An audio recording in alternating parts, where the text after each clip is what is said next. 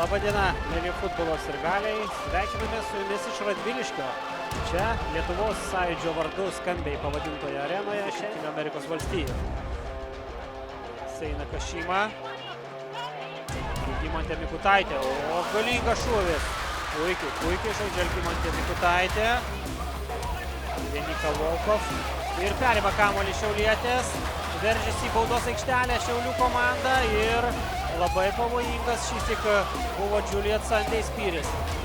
Šiaulietėms, tačiau Seina Kašima blokuoja korpusų kamuolį, klaidina savo oponentę Seina Kašima ir šansas Šiaulietėms, dėja, dar vienas šansas Šiaulietėms.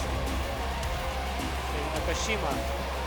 Ir įvartis, krenta įvartis į Talino Floros vartus. 42 minutė. Seina Kašima pagaliau prisišaudė ir atsidaro įvarčių sąskaitą Baltijos moterų futbolo lygos finale. Ir sugeba atsikovoti kamuolį. Juliet Sunday, greita kontrataka, išveda vieną prieš vartus Juliet Deisei.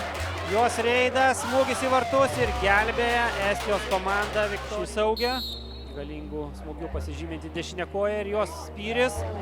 Ir šiek tiek virš skersinio. Ir Alison Pauleto.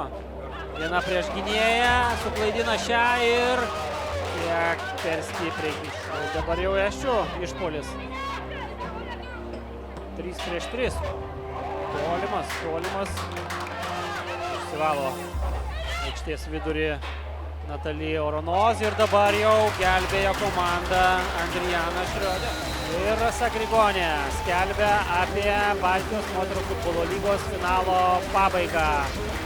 Šiaulių Gintra įveikia Talino Florą 1-0, įteikima Baltijos lygos čempionių taurė Algimantei Mikutaitei ir triumfo akimirkos.